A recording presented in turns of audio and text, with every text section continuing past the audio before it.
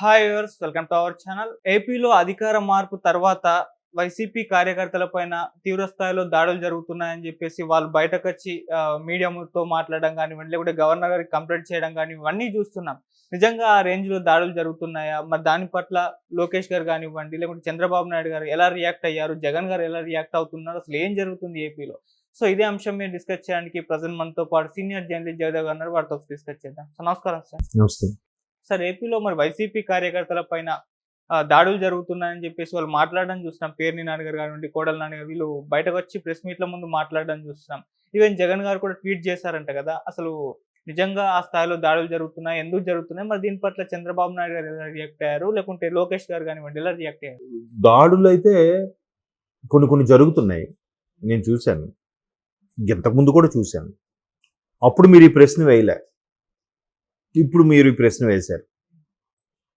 అప్పుడు ఎట్లాగే ఖండిస్తే మాట్లాడితే వ్యవస్థ ఏమైందని కూడా ఏం అనలే. సంయమనం పాటించండి, రెచ్చగొట్టేవి చేసినా మీరేమి ఇవ్వద్దనే చెప్పారు. ఇప్పుడు కూడా చంద్రబాబు అన్న అదే విషయం చెప్పారు శ్రేణులకి. వాళ్ళు బాధలో ఉంటారు, కామను. మీరు వాళ్ళు రెచ్చగొట్టే ప్రయత్నాలు చేసినా కూడా మీరేమి చెయ్యొద్దు అని. ఎందుకు రెచ్చగొట్టే ప్రయత్నం అంటే ఎవరి వెర్షన్ వాళ్ళు మేము తప్పు చేయలేదని చెప్పుకుంటారుగా. కాసేపు అలాగే అనుకుందాం. అయితే ఇక్కడ తప్పు టీడీపీ వాళ్ళదా వైసీపీ వాళ్ళదని ఒకసారి బేరీజ్ వేసుకుంటే, నిన్న మొన్న 2-3 ట్రోల్స్ చూశాను. ఎట్లాంటి ట్రోల్స్ ఉన్నాయంటే, అరే మీరు గుంపుగా గెలిచారా, సింహం సింగిల్గానే వచ్చిదయింది, అయినా మాదే గెలుపు, ఒక్కొక్క దగ్గర 2 ఓట్లు వచ్చాయి చూడండి, మా ఓట్ పర్సన్ షేరింగ్ పోలేదు, మాది అంతే ఉంది అంటాడు ఒకడు. ఇంకొకడు అంటాడు, ప్రజల్ని మోసం చేసిన నాయకులు ఉన్నారు కానీ నాయకుడు మోసం చేసిన ప్రజలు ఎంతవరకు లేదు. ఇప్పుడు ఆంధ్రప్రదేశ్ ప్రజలు జగన్మోహన్ రెడ్డి గారిని మోసం చేశారట. ఇవన్నీ మరి రెచ్చగొట్టే టైపే ఉన్నాయి. తర్వాత చాలా దళితుల మీద దాడులు జరిగాయి. చంద్రబాబు లాంటి వ్యక్తిని వదలలేదు, రామోజీరావు గారు లాంటి వ్యక్తిని వదలలేదు. ఆఖరికి తన చెల్లి కూడా రాష్ట్రం వదిలి పక్క రాష్ట్రం వెళ్ళిపోయింది. తల్లి కూడా గౌరవ అధ్యక్ష పదవికి రాజీనామా చేసిన ఇక్కడ ఉండలేనని వెళ్ళిపోయింది. ఇవన్నీ కనపడలేదు. ఇప్పుడు మీరు అంటున్నట్టుగా ఆ మాజీ మంత్రులు నానిగారు, కొడాల నాని కానీ పేరు నాని గారికి కానీ పోలీసులు అసలు జీతం తీసుకుంటున్నారా, వాళ్ళు అసలు చోద్యం చూస్తున్నారని ఇప్పుడు స్టేట్మెంట్ ఇస్తున్నారు. గతంలో కూడా అలా జరిగినప్పుడు కూడా లోకేష్ గారు ఎవరైతే బార్డర్ లైన్ క్రాస్ చేసి మరీ ఎక్కువగా, ఇప్పుడు పైనుంచి ప్రెజర్ ఉంది బాబు ఆయన అరెస్ట్ చేయను చెప్పుంటాడంతే, చేస్తారు. కానీ కొంతమంది ఔత్సాహికులు ఉంటారు. ఎట్లా అంటే ఆయన అరెస్ట్ చేయమంటారు కదా, మనం ఇంకా స్టైల్గా తొక్కు రేగకూడదాం, మనం ఆయన దృష్టిలో పడిపోదాం, ఆయన మనకు వెంటనే డీజీపీ ప్రమోషన్ ఇచ్చేయాలి ఐజీగాను అని పిచ్చి వాళ్ళు ఉంటారు. కొంతమంది అధికారులు కానీ, కార్యకర్తలు కానీ, నాయకులు కానీ. అలాంటి వాళ్ళు ఎక్స్ట్రీమ్లోకి వెళ్ళి బిహేవ్ చేసిన వాళ్ళ పేరుని లోకేష్ గారు రెడ్ డైరీలు నోట్ చేసుకున్నారు. ఇప్పుడు అరెస్ట్ చేయమన్నారు. అరెస్ట్ మరీ వాడిని కొట్టుకొని, తన్నుకొని, ఈడ్చుకొని అరెస్ట్ చేయడం అనేది తప్పు. అరెస్ట్ చేయమన్నాడు అంతే. పైనుంచి ఉన్న ప్రెజర్ ఏంటి, అరెస్ట్ చేయమన్నాడు. ఇప్పుడు సుధాకర్ గారిని మాస్క్ అనగానే అరెస్ట్ చేశారు. ఆయన మరీ వెనక్కి చేతులు కట్టించి మరి తీసుకెళ్ళాలా? అది అత్యుత్సాహం అనమాట.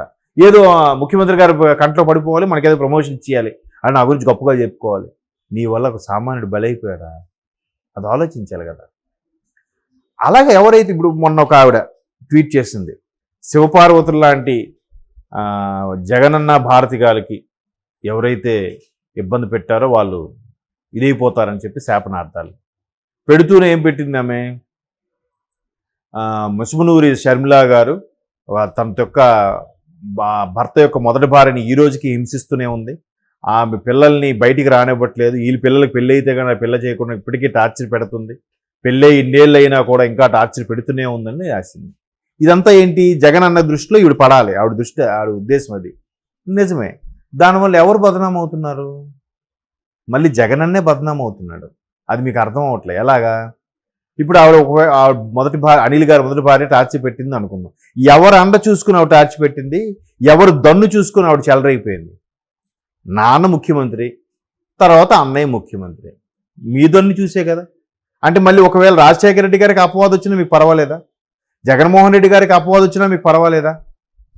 అంటే మితిమీరిన అభిమానం వల్ల చుట్టూ తిరిగి మళ్ళీ ఆ నాయకుడికి ఇబ్బంది కలుగుతున్నాయి కదా. సో అలాగే ఎవరైతే ఇప్పుడు చంద్రబాబు గారిని అరెస్ట్ చేయమన్నారు, బాగుంది.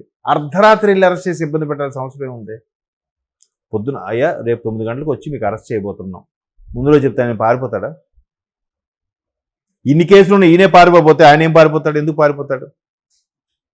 మరి అలా చేసుకుంటే అయిపోయింది కదా, ఎందుకు చేయలేదు? సో అట్లాగే ఎవరైతే ఎక్స్ట్రీమ్ లెవెల్కి వెళ్ళి చేశారో వాళ్ళందరినీ రెడ్డే రూట్ చేసి ఖచ్చితంగా వాళ్ళని విడిచిపెట్టననే చెప్తున్నాడు. బట్ చంద్రబాబు గారు, పవన్ కళ్యాణ్ గారు మాత్రం గెలిచిన తర్వాత మనం గెలిచింది మన మెయిన్ ప్రభుత్వం యొక్క అరాచకాలకు విసిగిపోయి మనల్ని గెలిపించారు. ఆ సుస్థిర పరిపాలన తీసుకురావాలి, అమరావతి కానీ అభివృద్ధి కానీ పరుగులు పెట్టించాలి, దాని మీద దృష్టి పెడదాం. దాని మీద దృష్టి లేకుండా దీని మీద దృష్టి మళ్ళిస్తే ఉన్న అభివృద్ధి కూడా కుంటుపడుతుంది. ఆల్రెడీ రాష్ట్రం 10 ఏళ్ళు వెనక్కి వెళ్ళిపోయింది, ఇబ్బందులో ఉంది. అట్లాంటివి ఏం చేయొద్దు అని ఈయన చెప్పాడు. పవన్ కళ్యాణ్ కూడా ఓపెన్గా శ్రేణులందరికీ కూడా పిలుపునిచ్చాడు. అది కదా గొప్ప విషయం. ఇప్పుడు కూడా జగన్మోహన్ రెడ్డి గారు ట్వీట్ చేసేది ఏముంది? ఇట్లా ప్రజాస్వామ్యం ఉందా, అసలు చట్టం ఏం పనిచేస్తుంది అని అనుకుంటా. బాబు, వాళ్ళు రెచ్చగొట్టినా మీరు రెచ్చిపోవద్దు, శ్రేణుల్ని సమయం పాటించండి. ప్రభుత్వం ఇదైపోయింది కాబట్టి స్టార్టింగ్ కొంత ఆవేశం అలాగ ఉంటుంది, మీరు సర్దుకుపోండి, తర్వాత మళ్ళీ మనకు టైం వస్తుంది అన్నట్టుగా ఏదో చెయ్యాలి ట్వీట్ అనేది. కూల్, అంతే కదా. ఇప్పుడు ఈయన చెప్పినట్టే, బాబు వాళ్ళు రెచ్చగొట్టే ప్రక్రియలు చేసినా మీరేం రెచ్చిపోవద్దు అని చెప్పాడు ఈయన చంద్రబాబు. మీరు అలాగే చెప్పొచ్చు కదా. అలా చెప్పకుండా ఏం చేస్తున్నారు? మీరు ప్రభుత్వం ఉందా, అసలు ప్రజాస్వామ్యం ఉందా, పోలీస్ వ్యవస్థ ఉందా, పోలీసులు జీతాలు తీసుకుంటున్నారా అని అంటున్నారు. మరి అప్పుడు స్టార్టింగ్ ఆవేశం ఉంటుంది కదా, తర్వాత కొద్దిగా ఒక 4 రోజులు అయిన తర్వాత పరిపాలన గాడిలో పడేదాకా అన్ని సర్దుకుంటే చల్లబడిపోతుంది ఎక్కడికక్కడ. మళ్ళీ ఈ ప్రెస్ మీట్లు పెట్టి మాట్లాడడం వల్ల అరే మీ వెనక మేము ఉన్నాము, మీరేం తగ్గద్దు అని చెప్పినట్టుగా ఉంది ఇక్కడ. శ్రేణులకి నేను మాట్లాడతాం, మేము ప్రశ్నిస్తాం, మీరు తగ్గద్దు అని చెప్పినట్టుగా అనిపిస్తుంది. అలా కాకుండా ఏవైతేనే కొద్ది రోజులు సమయం పాటించండి, అన్నీ సర్దుకుంటాయి. ప్రభుత్వం రాలేదని బాధకి మీరు ఏం రియాక్ట్ అవద్దు. వాళ్ళు గెలిచారు కాబట్టి వాళ్ళు ఏదో ఒకటి అంటూనే ఉంటారు, కాబట్టి మీరు కాస్త సమయం పాటించాలని ఏదో చెప్తే అక్కడికి అయిపోద్ది కదా.